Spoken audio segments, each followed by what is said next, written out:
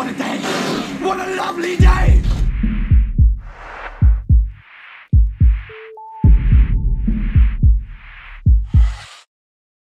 Welcome to Flat Earth Debate. I'm your host, Nathan Oakley, and if you're new to this channel, or you have not done so already, be sure to subscribe and hit the bell notification icon to keep up to date with the Flat Earth Debate. If you would like to support this channel, there is a super chat that runs alongside each of these shows while they're live, and there's also a PayPal link in the info box below the video once it's rendered. But most importantly, if you would like to join the discussion, simply mute the page you are currently watching, then click the link in the info box below this video to join the panel and express your views on the shape of the Earth. If you do join, please don't swear. If you do, you'll be ejected, and if you are, please don't try to rejoin the stream using sock accounts. You'll be warmly welcome back on the next stream. Please also share the show. Sharing the show obviously increases the live audience, but this in turn increases the chances of a more diverse panel. So please share the show. And one last time, if you're new to the channel or you've not done so already, be sure to subscribe and hit the bell notification icon to keep up to date with the Flat Earth Debate. Now we are joined by Mark Doxy, Ranty Hello, Flat Earth, and Sleeping Warrior. Good to have you all. Yo. They did speak, Nath, but you didn't give them a pause. All right. Sometimes I pause, sometimes I don't. Hello, Ranty. Hello. Hello, Mark. Hello, my good man. And hello, Ranty. Hello, everybody. Hello, everybody. I am Peter, and I am Pete. Hey, let's not get to that just yet. Any signs of curvature before we get to that? Any what? Signs of curvature? No. Axial rotation? Anybody seen any signs of that? Yes. Axle rotation on a car. No. Earth-based axial rotation. You're making it difficult now. I know. I'm sorry. It was easy. No, I can't find any. There is a shout for axial rotation, and at the beginning of the second show, I plan on doing a quick addressment of it, or analysis. That's the word, analysis. With regard to Slice Barcane. So spread the good word. Let's get everybody watching this because Slice Barcane's about to get bum smacked. Yeah, please share the show. I had a bit of a sleepless night last night, in case you're wondering why I stuttered through that intro. Crazy hot with a kid is not good. No sleep. Anyway, my bad. Any signs of a pressurized system next to a vacuum? Scott Veach is the one for that one, Nathan. Apparently, he's the son of an astronaut and he can get his hands on a vacuum chamber and a NASA spaceman suit. And we're looking forward to getting Scott Veach inside the vacuum chamber and Nathan Oakley to pull the magic lever and watch his eyeballs get sucked from his head. Okay, well, if Scott Veach gets hold of the NASA costume department, hopefully we'll see if that works. See how good their costume makers are. Say again, Arwin? Not being vindictive at all. I'm looking forward to watching his eyeballs get sucked out of his head. You have an evil sense of humour. It's just because it's Scott Veach. Daddy lied to him and then he propagates the lie to everybody else. Shout out to Scott Veach. Any signs of a molten iron core that can self-perpetuate? Yeah, I've heard a rumour that what's-his-face, Paul Voigt has got new evidence for it and he refuses to present it. So, Paul Voigt, where's the evidence for a molten iron core? I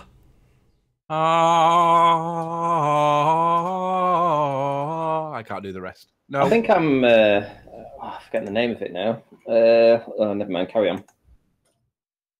Looking for any signs of our Ranty. Have you seen any signs of scientific evidence of a Earth-based radius? Got to be specific with you.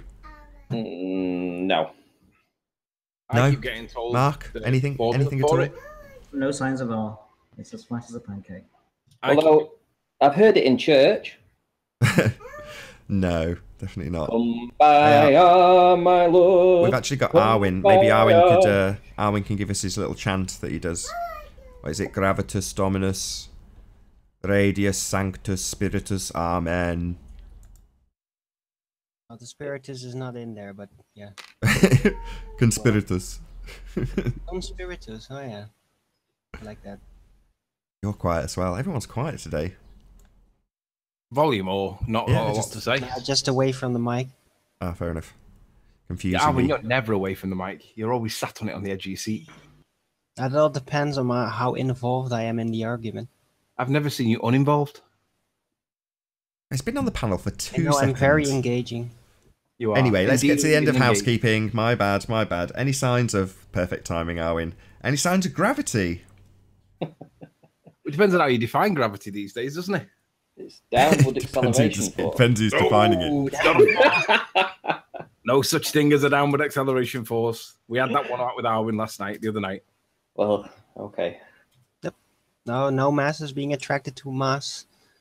No bending of space-time. That theoretical concept, never seen it. Well, But downward answer. acceleration force, absolutely. Well, we've had that conversation, Arwen. Did you forget? Yeah, I did not forget. So I And thought we'd I've agreed expanded that there was upon no my evidence of knowledge force. in this region extensively. I thought we'd agreed there was no evidence of any force. Now there is. Oh, so can you present that? Now there is evidence of force, the existence of it. Only in maths. Can you show the force in real world? Well, how do you measure mass? Mathematics. Yeah, I'm asking you, how do you measure mass? How do you measure maths? Mass.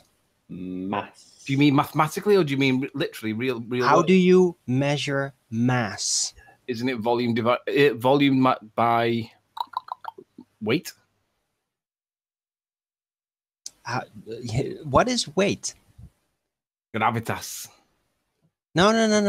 That's the whole funny thing. You know, weight is something very specific. It is very well defined. It is mass when a force applies to it. Look it up. Okie dokie, anyway. Right, we've Well, already hold had on. this If last that's few the way days. you've rounded it out, I mean, if you were to just wiki it, it's Newton. Well, Newton was a brilliant guy, and then his work got all screwed over by the Freemasons after his death, and against his will published his gravitational pull theory that he didn't want to actually publish because he knew it was just purely speculation. But that's a Darwin. sideline. We're abused talking it. about. Hold on. Darwin. We're talking Newton's second law, though. We're not. It's not some suppressed thing. You know, it's not even mainstream science anymore. Arwen, listen, there's too many pops going out your mic. Do you want to move it away from your lips a little bit? I can turn you up, Mark. Why was No, I his volume's mixed you fine. up It's with just Darwin getting earlier. pop. Been a long night. Yeah. I'll just turn Having you a up long if you morning. can. It's the plosives. If you can just get a little bit away so it doesn't pop the diaphragm of the mic. Pop. Anyway, I was speaking to Nathan before, and apparently there's an apology coming to Anthony From who? from me. Oh, right. I wasn't expecting this. What's the apology for, Ranty? The apology is for calling you an egotistical bellend in a Skype chat. So where's this? Oh, hold Turn on, of- Anthony. Let's hear the apology then, Ranty. So the apology is for calling you an egotistical bellend. Okay, that's what it's for. I perhaps could have phrased Hold it on. a little less. That's what it's for. Let's confrontational. hear you actually apologise. Yeah. That's what I've just said. The you apology. No, told me you've what the apology described was what the for. apology would be for. Should you do it? So the next phrase is normally "I'm sorry for being a dick." No, well, hang on. No, there's no words. I'm not saying I'm going to call myself a dick, but what I will apologise for is saying I called you an egotistical bellend. Fair Okay, enough. so go on then. Can I hear this apology then? I apologise for calling Anthony Riley an egotistical bellend. Well done, Ranty. Well done. Does that count? He didn't say I'm sorry. Did he? Does it count if he says I apologise? No, Yeah, I same apologise. thing. Doesn't It mean I'm is the same sorry thing. because I was very That's angry the with whole you point at of the the time. apology, isn't it? It's Let's not get over the it's semantics. realising He's that you might have been a apologised. little bit wrong in that at that moment. No, it's just that I could have phrased it a little better. Way to look a gift horse in the mouth, Anthony. Yeah, go on, don't rub it in. He's apologised. Just accept his apology. I'm just gracefully. milking it a little bit. Don't I've been milk waiting it. for this for weeks. Yes, I know, and I've been determined not to give it. However, I gave in due to Nathan insisting that it was probably for the better of Flat Earth. So, and I believe that my ego is certainly not worth the research that we can do together in getting some answers. So, my Well, ego. thank you for the apology. I accept it graciously. And now, can I have my SSD back, please? No.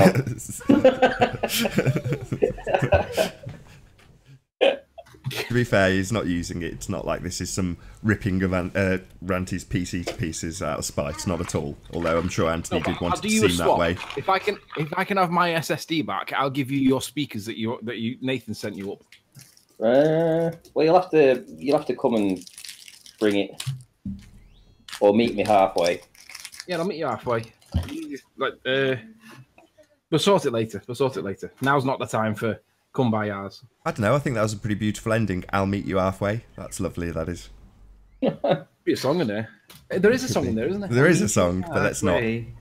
Unless you're out of tune, then you can sing it, because otherwise I'll get a copyright strike. I've had a really weird morning. Last night when we came back from our short break away, we drained the hot tub so that it was empty. I'd bought a load of bits for it that needed to be replaced. And when I came in last night, fitted all the bits, feeling dead good for myself. Fills it all up with water. Presses the pump to get it all, like, to start the pumping process. And all the sludge that was building up in the pipes all came out. And it was like a squid squirting all its ink. It just filled the water full of cloudy green algae, dirty stuff that was been sat in the pipes whilst we were away. So it just destroyed all my water that I just put in it. So I had to drain it all off, fill it back up again. And then that's what I've been doing this morning, tidying up the dirt on my inside the hot tub. But now it's all clean. Yay! But I've been doing it in direct sunlight and it's roasting. 28 degrees apparently today. I've just put my screen share on, Nate. If you want to click us up for a second. Yeah, you're up. Okay. So there's this channel that I found. It's called No Fanfare. I would definitely recommend people going over there and watching some of his videos, perhaps even subscribe. He's doing some fantastic work. In actual fact, a lot of the stuff that I've been talking about the fake waves and everything, he explains it. He's been working with it in some of his computer programs, and he's coming to the same conclusions that I have. So certainly, if you've subscribed to me and you're interested in that sort of stuff, you should definitely head over to this guy. Also, are you still using the phrase refractive band? Band of refraction, or the obstruction formerly known as curvature, or dirty air, or anything like that? No, there is other terms that we can use. I know, but what phrase is area diffraction, for instance? Yes, that's the phrase. That's the in phrase at the moment. We've seen plenty of evidence from ballers of Aries diffraction, but they all think it's curve, and we've realised what the actual term is for it. Well, Ranty, actually, sorry to interrupt.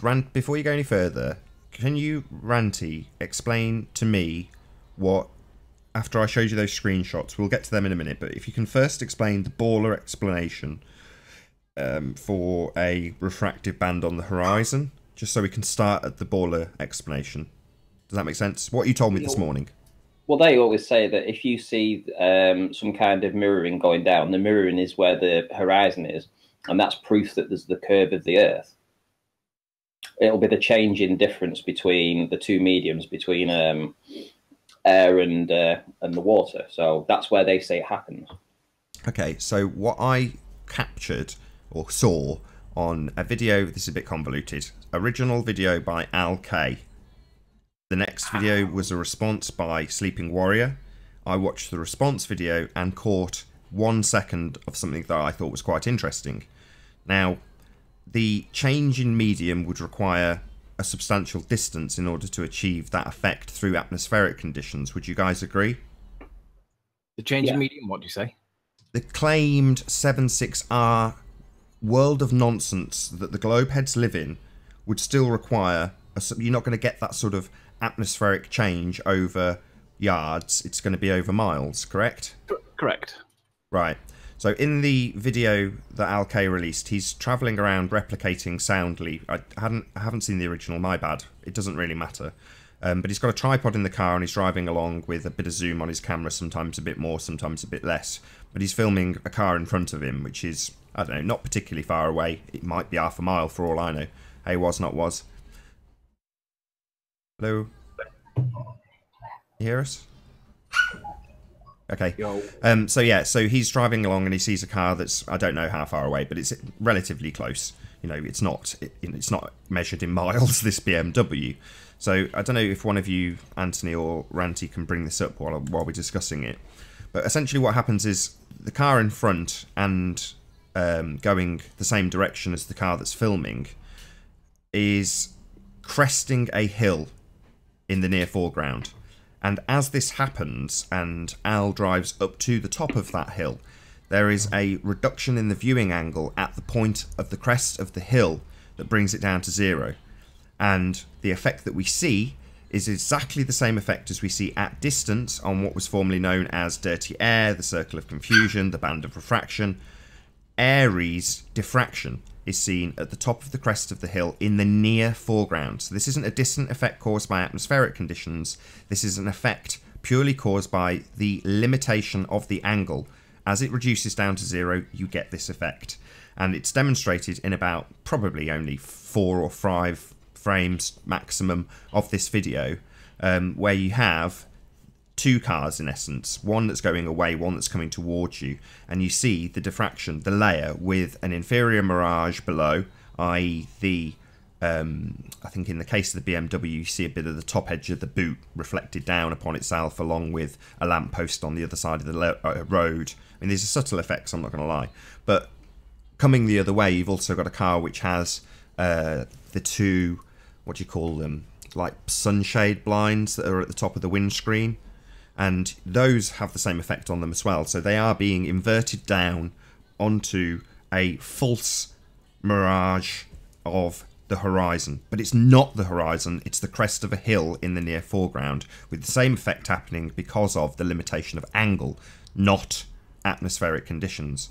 So hopefully hopefully I've jabbered along long enough for one of you to actually get these pictures up. Have either of you done that, or have you just been chatting in the back chat while I waffle?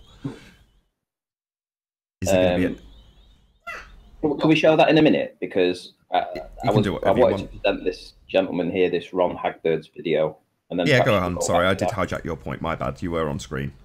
You did, to be fair. Anyway, basically, I asked if I could play the video on debates and such. He's given us permission to do that. I'm just showing you that now. I believe he does come into the debates at time. But essentially, he looks at this motorboat. And I've got a video of a very similar motorboat. If you remember, it was coming the other way, though. It was coming from out of the refraction zone. Aries diffraction, whichever you choose to call it, dirty air. And so this is the opposite. And what he does is he follows this boat for a good 7 minutes. And if I'll just move through the video, show you a few frames as we go rather through. than doing that, Ranty, if it's possible, if you can start it at the best point, but then go to the cog and just put it on double speed and just let it play. Right, okay. Speed ×2. I'll do it from, say, here. Say 4 minutes. No, that's maybe not right. So let me find the best part then. As you've asked for the best part. Right, so from about here, really. Cool. What you're seeing is that I'm going to put that off there. Right, so where this smoke, it seems like there's smoke coming out of the side of the boat. That's actually the real horizon. This boat sits on the real horizon the entire way. It's just, can you still hear me? Yeah, everything's good. It's just buffering a little bit on the video, but don't worry about it. Just leave it to play and hopefully it'll sort itself out. Right, okay. Well, this boat sits on the horizon the entire way. And what we get to is we get to a point further down the line, maybe about here, where you actually see the fake water. You know, you've heard me saying fake waves in the past, and I've said it quite a lot on a few different shows. I said these are fake waves and not the real waves. And what we're actually seeing is this is the boat, and it's sat on the horizon. It's a mirage of itself underneath. So all this is the boat. The main boat is at the top. It's miraged underneath itself, and everything that's below it is the sky. So this is the sky being miraged down, and it's overlaps the sea. It's literally overlapped the sea. I mean, that isn't a real wave there. This part here, right, isn't a real wave. Yeah. Just that the air is blocking out the water underneath, and it's causing this refraction. It's a brilliant video, absolutely brilliant video. I mean, I've seen it myself loads of times. I've captured it we talked about it, but this is absolutely sensational. I highly recommend going over. Ron, it's called Fata Morgana Part 3, Ron Hagberg. You can see that, I mean, it's not floating. This boat, he's followed it the entire way, and it's sat on the horizon the entire way. And thus reinforcing the nonsense that, oh, we need to get rid of that one. Are you paying attention? I got it. cool because I didn't see it. I didn't realize it was public. I'll open it up now. Reinforcing the notion that a theodolite is not able to measure the horizon and give you anything like an accurate representation of the apparent radius of the Earth, because we're not measuring the actual horizon, we're measuring something else. And what the thing is that we're measuring has got a name, and we've learnt it. It's Aries diffraction, or numerous types of mirage, but it's clearly not the point where the sky and the water appear to meet. It is not the curvature of the Earth we're seeing. And it kind of blows away this nonsense idea that we live on a sphere when the cause of the obstruction that we formerly believed to be called curvature turns out to be something called Aries diffraction and or miraging. So then the question becomes, well, where's the curve? Because even if basically this refractive thing always seems to happen, it's like, where's the curve then? Because there doesn't seem to be any. Well, yeah, I mean, what this little circle in the middle is the boat and the reflection of the boat as well. I mean, essentially, it's going away to a point where it will become invisible. And that's what he's actually showing. He shows you the boat go from fully in frame to actually being invisible. So here's the hard horizon where my cursor is now. There's the reflection of the boat underneath it. And there's the real boat. This little bit here is the real boat. And everything underneath it is a mirage of the sky. And that's why it's blocking out the actual ocean. The real horizon is way up here. If you was to point your theodolite at what you would call the fake horizon or the perceived horizon, it would be down here. But really, the real horizon is way up here. We're looking over a flat surface. It's as simple as that. And then the question becomes from Wolfie's perspective, because I've seen a couple of videos where Wolfie's claiming that the horizon drops at X amount. Well, if you were to compensate for that horizon drop, like what we saw on the top of the bridge with Phuket Word, when he was doing the refraction sound, the soundly refraction, or whatever it is. Ultimately, what we're seeing there is not a horizon that appears to dip. What we're seeing is something else altogether, which kind of shits all over their argument that the horizon drops, because it doesn't. It's some kind of optical effect caused by the optical slant, and we were all right. We didn't quite know what it was called, but that band of whatever it is at the horizon, the obstruction formerly known as curvature, or the other words that we gave, like mirages or dirty air or whatever it was, we all knew that, of course, it clearly wasn't the curvature of the Earth that we're seeing. It's optical in some respect, and we don't know what it is, but we know what it's not. And now we do know what it is, and that means that your guys' claims of curvature are all complete and utter nonsense, because we don't have any curvature in the picture. We have optical effects known as Aries diffraction, and that's all it is. So you'll have to tell us where all this curvature's gone, because none of these curvature claims are valid anymore. So yeah, so we have two flat earthers here that I've never come across before. I'll be honest. I mean, I found them today. It's amazing that there's guys out there that we don't get in connection with. I mean, Ron Hagberg. Has anybody seen his work before? He's 731 subscribers, but he's doing some fantastic work. So Ron Hagberg. Let's all go over there. Ron Hagberg. Well, if you can go to one of the videos, Ranty, just click the top most recent, that one. Yep. Click share. Click share. Yeah. Copy the link. Stick it in the back chat.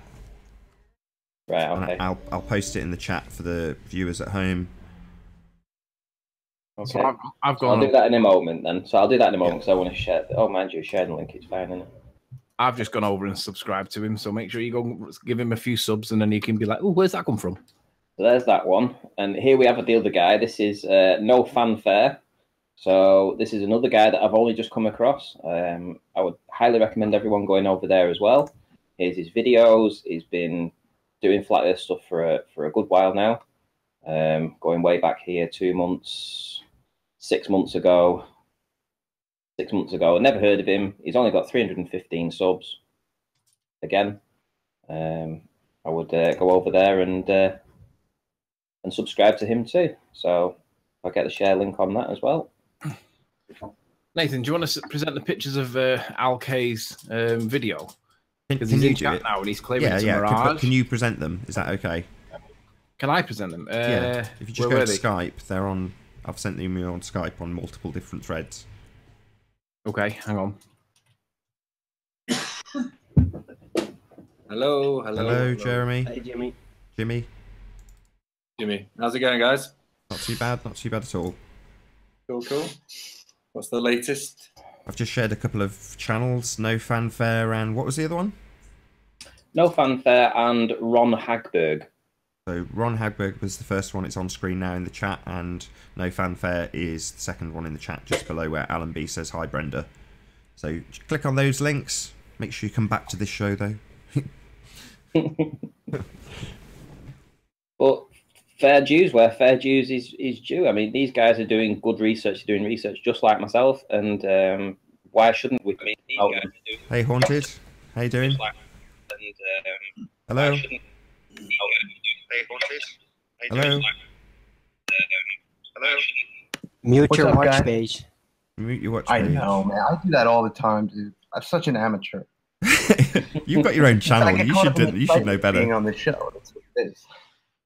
You should know You're better. fit. You've got a channel. You run shows. I know. Anyway, good to have you, Jonathan. Well, I don't echo. You don't. I don't feedback though. No. But I'm trying a new microphone out. You guys might have heard of it. Did the sound change right there? Yeah, it's not as good as your blue. Mm-hmm. Is this what it's degenerated to? This is just a platform for sound checks. Wonderful. I want to introduce a new part to the I show. appreciate the input. I know it's coming from a good place. You know, near field technology, I love that it's coming out. Like the AirPods and all this stuff, like immediate hookup with Bluetooth. Cool. So you guys wrapped up and did we prove this yet? And I don't mean to interrupt if you guys were on a line of thought. I heard you mention a few channels. Ron? The only thing I did want to do just before we wrap up was hopefully run to your Sleeping Warrior and share those stills from Al K's video if one of them's good enough to bring them up. I'm going through them now and save them all, so you have to. Oh, brilliant, brilliant. Plug away, Jonathan. Okay. And what's up, Anthony? What's up, Barwa? Yo. What about me? What about you? Screw you, was not was. Screw you, Jimmy. Screw you, Screw you, Ranty. Mark. Screw you, Ranty. Screw you, Ranty. Can you put me on screen, Nate? I can. Troll A nonsense. little portion of this I want to go through each week. I think now I'm going to call it Troll Nonsense. And This is week 3, July 2018. This is just some of the comments that I want to highlight for their stupidity in some of the comments on my channel. We have from Lyle Landstrom. So what should one expect to see on a ball of a radius of 3,950 miles while looking over 0.5 circumference? Oh, wait, the flat earthers won't even do that calculation. Blah, blah, blah. So essentially, he's ignoring the curve calculator. He's basically saying that you shouldn't see any, you can ignore the curve calc, basically. So if I've got 22 miles and I'm seeing something from 22 miles away, doesn't matter because the Earth is 3,950 miles wide. So it doesn't matter that there's a mathematical formula that would tell us how much should be hidden over a curve of the Earth. Well, he's forcing you to beg the question. So he's saying you must assume the radius, you must assume R. Flat earthers won't even do this. And by do this, he means beg the question, force us to have a radius and do those calculations. Assume you're on a ball. Total nonsense. Lyle, is it Landstorm? Landstrom. Yeah. Landstrom. Idiot. Retardedness. We've got another one at the bottom. This is from Unorthodox X. Now, I know he comes in the chats. The equator is roughly 25,000 miles long, blah, blah, blah, blah, blah. 22 miles is so small when compared to the massive size of the Earth that it really doesn't make a strong case for a flat Earth. Hi, But Alma. essentially, again, Hi, Alma. he is Can you hear getting me us? to beg the question of the 22 miles and ignoring the fact that there is a mathematical hidden value given to a curve of the Earth at that distance. So Unorthodox, yeah, all word salad, my friend. Word salad. Could I jump in there for a second? Does Hold anyone on, know just want what? to say hello to Elms. between- Hey, Elms. How you doing? Hello. Good How to you have doing? you. You all right? Very well. Good to have you. Yeah, good. I just wanted to say congratulations, lads, because your work is definitely pulling through. I live in West London, in Ealing, and I was out last night with a few lads. There's about 10 of us, and half the people there know the world is flat. So I mean, you're going to start getting less and less people coming in trying to prove you wrong. But I'm just saying, congratulations, you lot are doing a great job, and that's what I want to say, really. Oh, thank you very they've much. already stopped coming in, to be honest, pal. And they don't come in anymore because every time they come back into something, we can basically attack them on numerous angles now, and it's not just a one-hit pony or one string to our bow. So it is working. These morons are keeping out. The only one that does want to come in is the Rumpus, and we keep kicking him out because he just destroys the conversation. Yeah. But yeah, I just wanted to say that you lot are doing a great job, and yeah, just keep it up. Basically, that was it, really. And it was really surprising because out of the 10 people that I was with yesterday, like 5 of them actually know the world is flat. 2 of them are a bit indifferent, and then there's the people that are like, no, it can't be. It's a globe, and they had to leave. Do you know what I mean? Because everyone's like, oh my god, like we all like getting excited and talking to each other because we all didn't know that everyone else knew that the world was flat. Do you know what I mean? So it was a really nice conversation yesterday. But I just wanted to let you lot know that your work is doing well. The message is yeah, definitely getting out there. It's getting bigger and bigger and bigger, and there's not much a Globes can do about it at all. Well, Elms, to be fair, we did just talk to you and Brenda, and we did point out a few things. You didn't respond to much of what Brenda said. Yeah, because you're talking about the sky. You're talking about all the stuff in the sky. You're talking about the world being flat. Sky to show what's the shape of the earth. You started talking about sunsets and all that type of stuff. I'm not asking about sunsets. I'm talking about the world being flat. I'm not talking about sunsets. The sunsets show the shape of the earth. No, it doesn't. You presume it is in a literal position, which you cannot prove. Hold on, you guys stole the floor for a second there. I was going to say something that I think is pretty important. I think shouldn't we instead of proving the Earth is flat, we should all be trying to prove that the Earth is a globe. No, think about that for a second. Just hold on. That the Earth is flat, so therefore you have to prove the flat Earth model. But the scientific method would say we're supposed to be. We should never be satisfied when it comes to ideas like this, that we should be out here trying to prove the globe and failing. And seeing, you see what I'm saying? Like, what would the public, do you think of that? Like, all these people online are trying to prove the Earth a globe, and they keep failing at it. Why do we keep failing? Like, for example, I asked you a very simple question on Friday in the great chat that we had, and none of you answered my very simple question. I did. Question. Did you? What was your I'm question? sorry. Who's talking right now? Jimmy. What's your question? Oh, Jimmy. Well, I thought maybe because obviously Sleeping Warrior left early on Friday. I thought maybe he would take the time to answer it. Absolutely. Remind me what the question was. Okay. You're on a flat plane. We are on a flat plane. Oh, I remember. This was the stars point, wasn't it? Is it? Yeah, I remember it exactly. Like, let me recite it back to you so I get it right. And if I'm wrong, just correct me where necessary. Am I right in saying that your position is that you can look south and you can all see the same set of stars, right? Yeah. One star in particular, but carry on. One star in particular? Yeah, the rest of the stars are there, and obviously they're of importance. But there's one star. You mean the constellation known as Octans, yeah? Or Sigma Octantis? Yeah. Right. Well, first off, you can't actually see that because it's too low it's too low brightness. You can't actually see it unless you have some incredible. Okay, so you've got a telescope. No, it's too dim. The issue is that it's too dim. It's a very low magnitude star, and I can present you evidence from the Tasmanian Astronomical Society that tells me that they. Plain truth. Hey guys. Yo. Plain, stick yourself on mute, man. You got loads of background noise. The Royal Astronomical Society of Tasmania were unable to identify the constellation known as Octans, and that's basically right next to the constellation or the star that you're referring to, and it can't even be seen. So if the Astronomical Society can't get the nearest constellation to Octans, what makes you think that there's even Octans there? Because on a telescope, like in the northern hemisphere, oh god, I was going to say hemisphere then, but Nathan might have a go at me.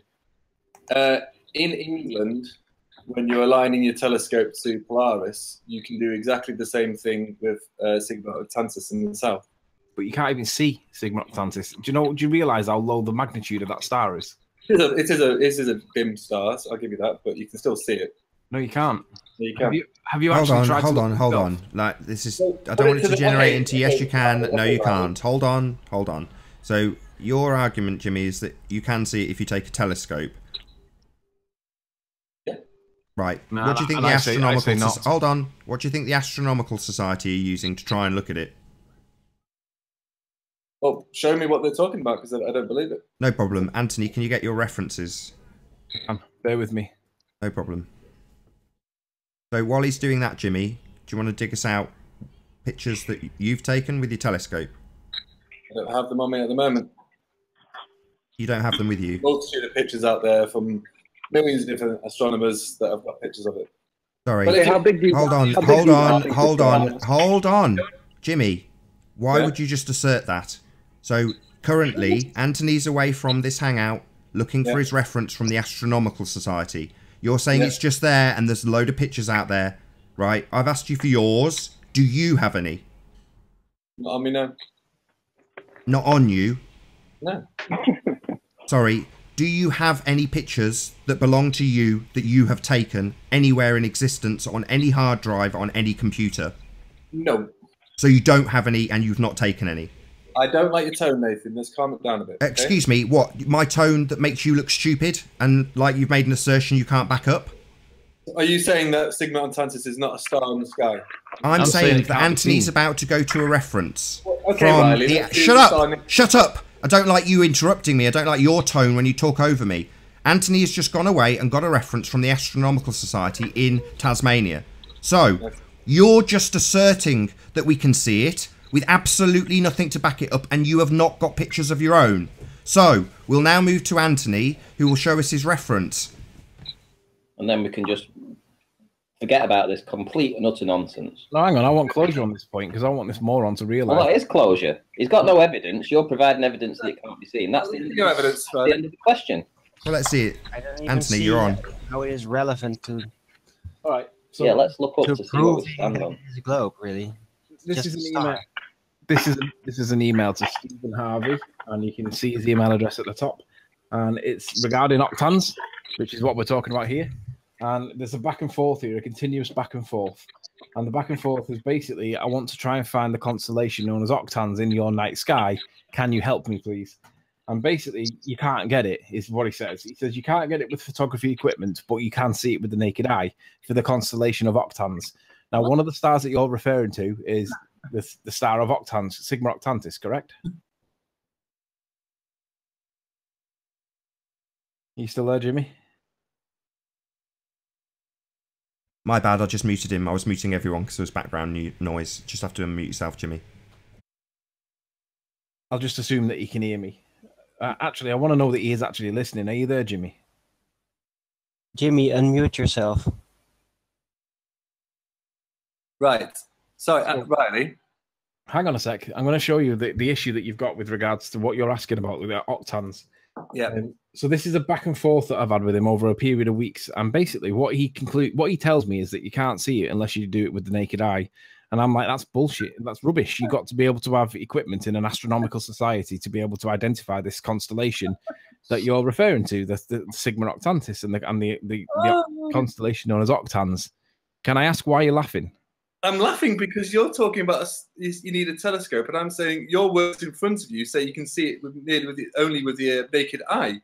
So According you can start anywhere, then brilliant. Carry on.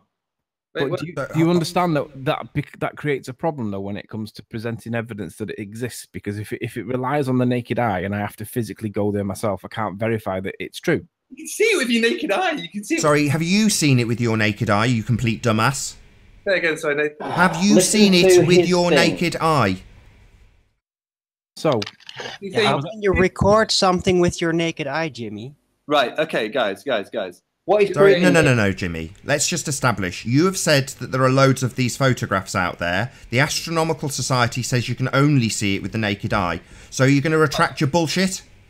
Utter nonsense, that is. Sorry, you have stated that you can get loads of pictures that are out there. I asked you to do exactly that. You said not at the moment, not on me, because you're a wanker. Now I'm asking if you are going to retract your bullshit based on the fact the Astronomical Society says you can only see it with the naked eye. No, because your buddy... Are you going to retract that there are lots of photographs out there or not? No, I'm not. Right, go and get one right now. I will do. I just want to carry on this Hold point. on, nobody say anything. Nothing's going to happen until Jimmy backs up his claim. Anthony's backed up his claim, now you back yours up. And then he said you can't see it. Not and then. Go and get a picture of this star. Or, Nathan, in the alternative, you could just read what I've got highlighted on screen right now. Can you read it, Anthony? I can't. It's too small. The closest star to the southern celestial pole is called Polaris Australis, or the South Star, and its current catalogue name is Sigma Octantis. It is a little over 1 degree from the southern celestial point. The real challenge is to see it, as it is a magnitude 5.4 star. The brighter stars in octans are magnitude 4, and these can only be seen naked eye in the very darkest of skies. There are many even closer stars, but none that are brighter than magnitude 7. The closest brightest star is Beta Hydrae at magnitude 2.1, but it's over 12 degrees from the southern celestial point. Now, then he says, hopefully this gives you some perspective of how hard it is to pinpoint the southern celestial pole naked eye. It is relatively easy to do with good binoculars in dark skies. It is relatively easy to do in good binoculars in dark skies, virtually impossible. Why are you laughing? Why am I laughing? Because you're actually listening to what he's saying. Yeah. This is an astronomer who's backing your claim. Hang on. What he's saying is you can only do it optically with your own eye with binoculars, right? But he can't get a copy of it on screen. What? Why not? That's really, really weird. I don't know. So this is what he sent to me when I asked him. This is a 10-second long exposure using astronomical equipment, right? Now, as you can see, I've pulled it into paint and I've zoomed in on it. And as you can clearly see, there's the Southern Cross. And for those that are not familiar, what you do is you draw a line straight through the Southern Cross. I'll make that a different colour so you can see it. Thin it out a little bit as well. And that gives you roughly where the central pole star is, and it's along that line. So I'll move it up a little bit so that you get an idea, but it's in and amongst this region here. But as he clearly says in the email, it is such a low magnitude star. The only way you can see it is with binoculars on the darkest of dark skies. In other words, he can't get it. He wasn't unable to produce evidence that it even exists. Why wouldn't he be able to basically photograph it with a very strong telescope? That is surely really, really weird. Well, I'll tell you the reason why. You can barely see it with your naked eye, but you can see it with binoculars, but you can't see it with a telescope. Are you? That doesn't make any sense to me. This is not my claim. No, I get it. It's your claim. Just really weird. James, this is not my claim. I asked him to produce evidence of the constellation of octans, okay? And he couldn't do it. And his excuse was, you only see it with your naked eye. You can't capture it on any photography. By the way, Nathan, that's my picture of the Southern Cross, by the way. So what is your point, Riley? This is the worst thing I've ever seen him presented to me. Well, my point argument is terrible. Right, let me answer. Listen, you haven't got any evidence. You've come to the debate with no evidence of your own, and you're saying that you're saying that he's. Wait a minute, no. Wait a minute. You've come in here with no evidence. Yeah. Right? At all, and you're here to try and debunk something. I didn't need to. Your buddy passed it to me. No. You've come in with no evidence. Let's get this right. Well, hang on, gents. Let me just maybe you've not got the message here, and let me rephrase it. I was asking him to produce evidence for the constellation known as octans. Now, what he said, basically, he says you can use any planetarium program, so like you got like Stellarium, to show the rotation of the octans triangle around the pole. Stellarium is free. This shows it very well. Now, obviously, that's a program, right? Mm-hmm. And I want to see the empirical evidence. So I said, sure. But I was hoping for some empirical evidence, and an astronomical society would be the place that I would hope to find some. Do you have any actual photos taken by people with telescopes? When I first researched octans, I found it had 4 stars, but now it only has 3, apparently. I was intrigued by what happened to the 4th star, so I wanted to see it for myself without physically getting on a plane. I'm just trying to prove to myself where the 4th star went to and why it's not sighted anymore. I also want to see its proximity to the southern rotation point. I'm confused. And then he says, there have been no loss of stars in the constellation. How many stars are joined up is a whim of those choosing how to represent the constellation in the particular planetarium program or of paper maps. I've seen a number of different versions for octans that usually include theta octantis or lambda octans. I don't think I've seen a line diagram joining up any stars close to the rotation point, blah, blah, blah, blah. Let me see if this is the one I want. Right. So I'm asking him for... Can you take a long exposure showing octans on it with a DSLR, for example? Yes, a 10-second exposure at high ISO settings and full aperture for a DSLR will start to reveal all of the key stars in octans. And I said, would you be able to do this for me somehow?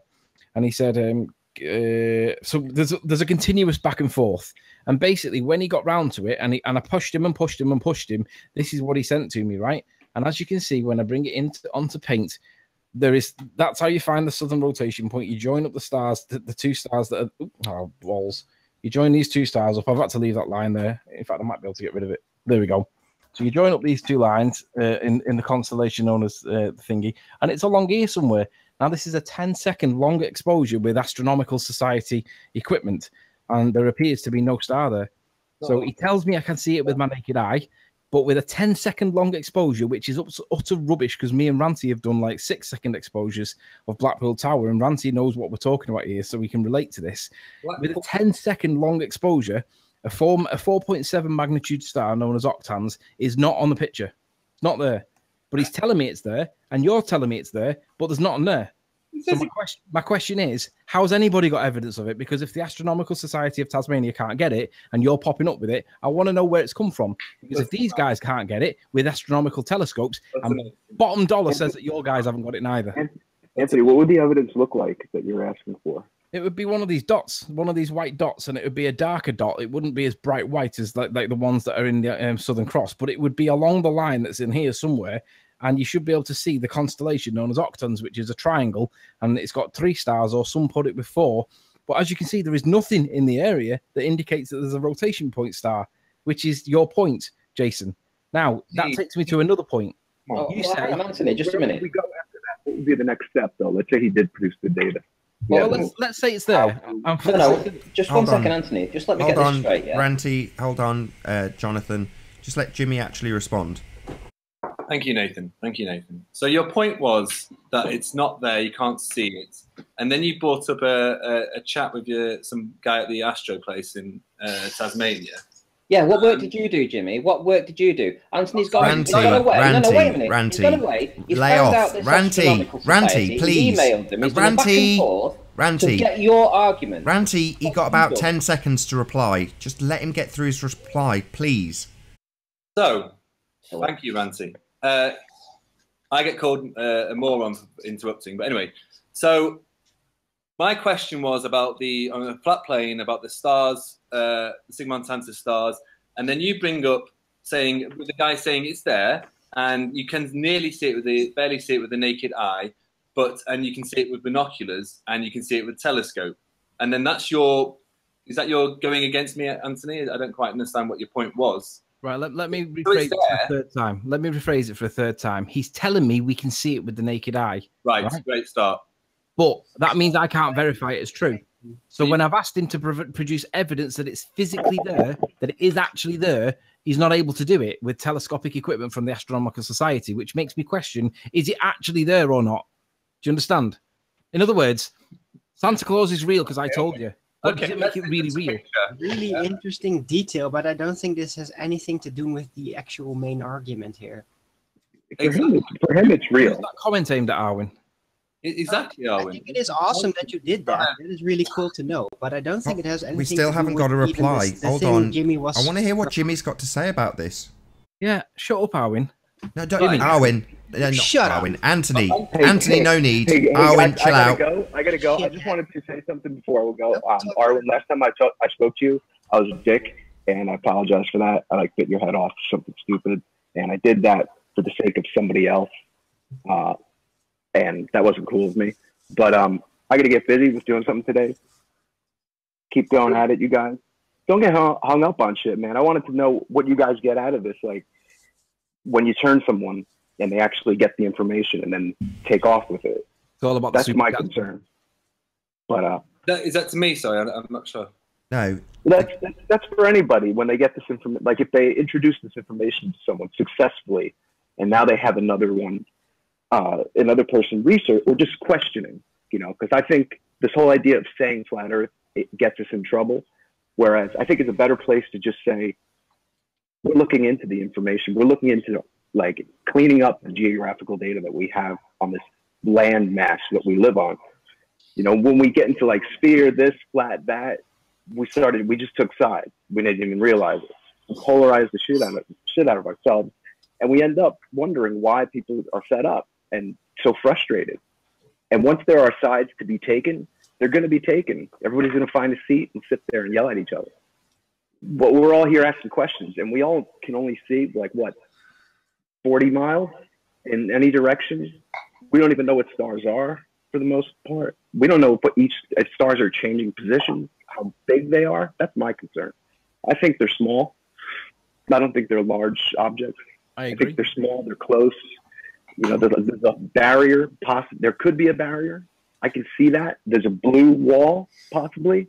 Sky's blue. That could be a flat, not flat. That could be a solid structure. Sure. Okay, but these are all your opinions, John. These are all your opinions, and there's a whole wealth of science behind it, going on for thousands of years, stating what they are. Now, you're more than entitled to your opinions, but science is stating that these are what they are, and you can believe it or not believe it. But these are just your opinions. My problem with the whole flat Earth thing is, I don't care. Right, I'm sick of this. We were completely derailed by all of that. No offense, Jonathan, but we've got a topic in hand right now. That topic is absolutely. Sorry about that. It's all right. Check you guys later. Thank you very much. No offense. See you guys. Anyway, so the topic in hand is the fact that the Astronomical Society in Tasmania show us a picture that's got nothing in it, and you're claiming that there's dozens of pictures of this star that you're using as your example. No, you're talking about an image that's displayed on a screen. If the image might actually, if you developed it properly, might actually show the star. I was talking hang on, it's quite credible evidence, though, don't you think? What's credible evidence? You said it coming in, so you can't see it, so it's might not be there. Yeah, he says it, but I can say Santa exists, right? Words with the guy saying that you can barely see it with your eye. Well, here's the thing, though. The reason why this is important is you're going to claim that you can see that in Australia equally as much as you can see it in South America, correct? Anthony, let's start again. So you can see the Southern Cross. We all agree on that. Well, hang on. The issue's going to be, what do we see when two observers look south? No. Hold on. What are you doing, Jimmy? That wasn't what you stated. Let's start the whole thing again, get it up and running. So you've got a picture. Shush. That's not what you stated.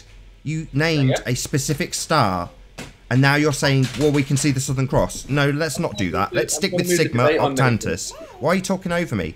We will stick with your original example that you gave, which was Sigma Octantis, not the Southern Cross. Because the Southern Cross isn't near the rotation point. Really? Yeah, really. It's at 60 degrees. Wait, 60 degrees or 16 degrees? It might be 70. It points to it. Is it that far away? It points to it, yeah, but it's not near it. And the point that I'm going to get to is that is a lot. If your perception, if we live on a sphere, right, and let's just say that octans does exist, it should be the case that a guy in Australia and a guy in South America can both see the same star at the same time, quote, when looking south, unquote. Now, I have a problem with the word south, because how do you deduce south? My point is, I'm talking about looking at a certain point in the sky. Right, but it has to be due south, because it has to be opposite the north rotation point, right? Yeah. So how do you ascertain south when you're in the south and you can't see the North Pole or the North Star? I'm talking about looking at a point in the sky. Yeah, so am I. How do you tell that you're looking at the same star? The stars go around that point. Right, so how do you tell that if, say you're in Australia and I'm in South America, and let's look up and we both see the same star in the sky. Okay. The claim on a ball is that that's opposite the North Star. That puts it at south, correct? Okay, we'll change it. No. Answer the question. What was the question again? If you're looking at, you're in Australia, right? Mm-hmm. I'm in South America. Mm-hmm. We both looked and see the same star in the night sky. On the ball, we have to both be looking south. Okay. How do we ascertain south? Do we get a compass out? Could do if you wanted to. Right. So I get my compass out and I look at mine and I say, it's about 2 degrees off south. Well, 1 degree off south. No, maybe 2. 1.5. We'll say 1.5 because that's what the declination value is. You get your compass out and yours is reading 14 degrees off. Okay, so how does this work on a flat plane then? Who cares? Does it work on a ball? Who cares? That's the whole point of the question. Listen. If it's a sphere and the southern rotation point is the opposite of north, we should both be looking south at the same time. But I'm looking at about 1 to 2 degrees. You're looking anywhere between 11 and 14 degrees. So your compass is not telling you the truth. And we know that because there's something called declination. On a flat plane, Anthony, you are looking in completely different direction. But you're telling me it's the southern rotation point. Yeah, on the globe. Right. So that needs to be opposite north, right? Right. So explain that on a flat plane then. No, forget flat plane. If it doesn't work on a sphere, mate. Anthony. No, listen. It has to be directly south because it has to be opposite north. If it's a ball that's spinning on an axis, right? So the North Star you can't see, so you have to do it with a compass because it's beyond the horizon. So you're going to get your stars and you're going to line it up and you're going to read yours off, and it's going to be somewhere between 11 and 14 degrees. Mine's about 1. Mine's subject to declination in the same way that yours is. The question becomes, how is it that they're not south? Because it might be south from me by 1 degree. That's enough. But yours is 12. No, use the sun. Don't use. No, answer the question. How is it that it's not south in Australia? How it's not south in Australia? In other words, why does Australia have a declination adjustment of between 11 and 14 degrees? In other words, if you were looking south and you got your compass out, you would not line that rotation point up with south. But on a ball, you must.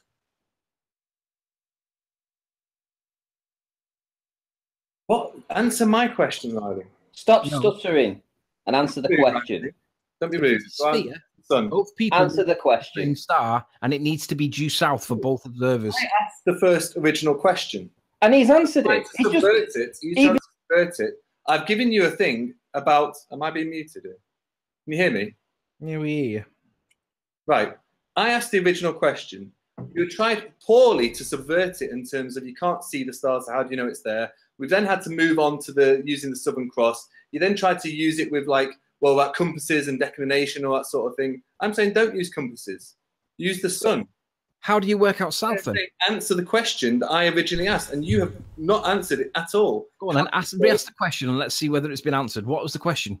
The question was, on a flat plane, yeah, how does the people in Australia, South Africa, and South America see the same Southern Cross when they be in different directions? That's not what you said. You didn't say Southern Cross. Why are you now lying? No, that's what that wasn't the claim. It was. You said originally, why is it that the same observers see the same stars when looking south? Is that not right? No, I said observers in the different continents. Yeah, but they've got to look south on your model. Is that not correct? Yes. Right. So, given that we can't even... When you look south on a... Hang on. Given that we can't even establish the rotation point, right, and we have to guess, there's something called declination, right? And if you're in South America and you look due south, you do not see the rotation stars. You have to look 1 degree off. It's called declination. And if you're in Australia, when you look due south, you also do not see the rotation point. Due south. You have to look between 11 and 14 degrees off due south. Due south. In Australia. So it's not true to say that the rotation point supports the sphere, because it doesn't.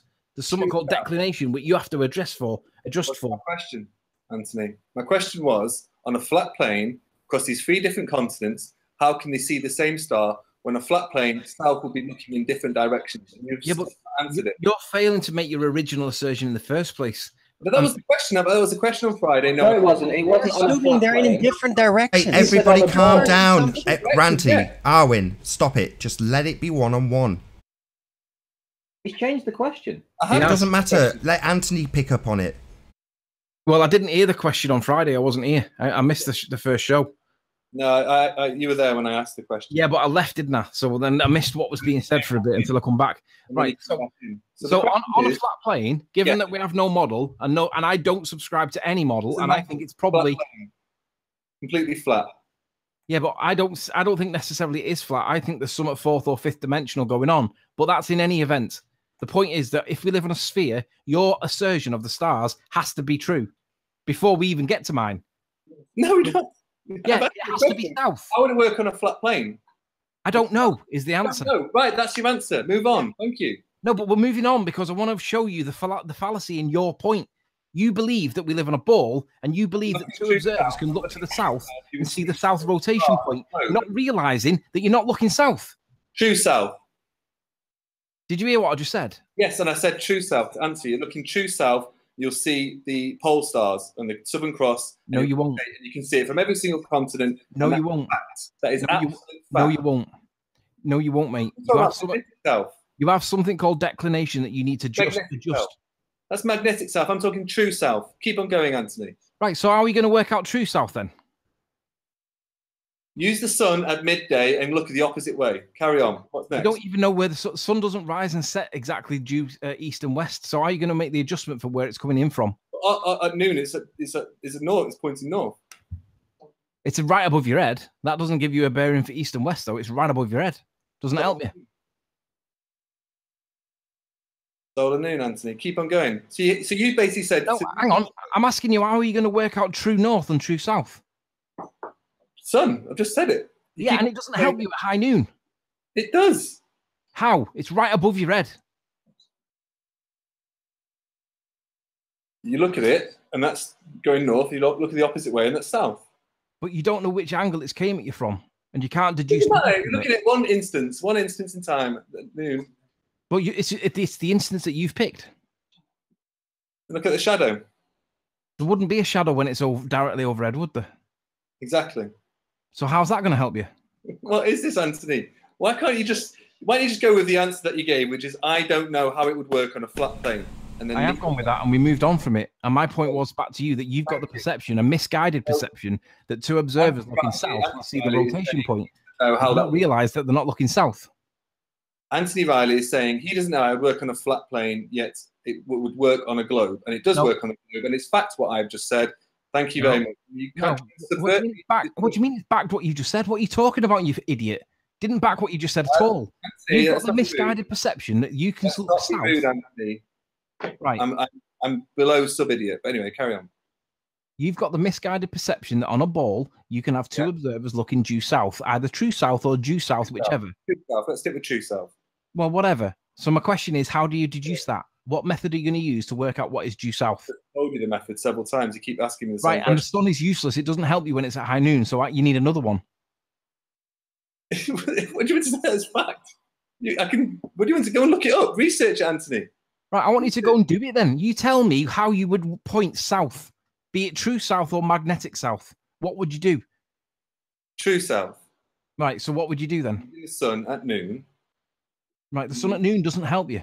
You can't tell a direction from the sun when it's right over your head. The best option that you can give me with regards to the sun, is what you can observe it when it rises over the horizon for dawn, or you can watch it setting over the horizon at dusk. That's the best option you got, but high noon's not going to help you. Okay. So basically, your answer to the question is, I don't know. Does anyone else want to attempt that question? Why? Do you feel that this actually proves you live on a sphere? Yeah. Why? Why? You've got loads of different versions of the direction that you're travelling in, or looking in this instance. So why would you assume that it in some way proves something when you've got various different versions of north, and the point that you're trying to look at, or your original claim to look at Sigma Octantis, is a star that even the Astronomical Society say they can't see? No, they didn't say that, Nathan. They said well, they showed us a picture of what they caught, and it wasn't there. I couldn't see anything. I just saw black. No, read what Anthony showed on his own bloody email. That's hilarious. All right, put it back on. You can barely see it with your own eye. You have to be the right conditions for it. Yeah, but the problem is, I can tell you Father Christmas exists. Night sky, they can see it. And then, therefore, with telescopes, you can see it. And then he showed a picture of the Southern Cross. Let's carry on. What's this?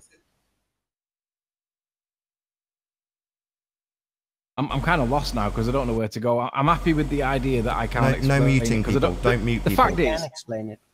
Well, I can explain it, yeah. But that's what at this point, with regard to this point, I want to make the point that you guys cannot prove that it's due south. But he refuses to go there. I can prove it is due south. You can prove that it is due south? Yeah. No, you can't. You can't prove shit, Arwin. No, I can. No, Arwin, you can't. You can't prove anything. No, Arwin to the rescue. So, Arwin, are you really going to make their point for them now and argue for them? It's still based on presuppositions about physical fixed locations of these heavenly bodies anyway. So it doesn't hold any weight relating to the shape of the Earth. Oh, so, in the glober in disguise. So, Arwin, Ranty, shut up. Are you going to argue glober in disguise. Shut up, Ranty. Arwin, are you going to argue for their point or not?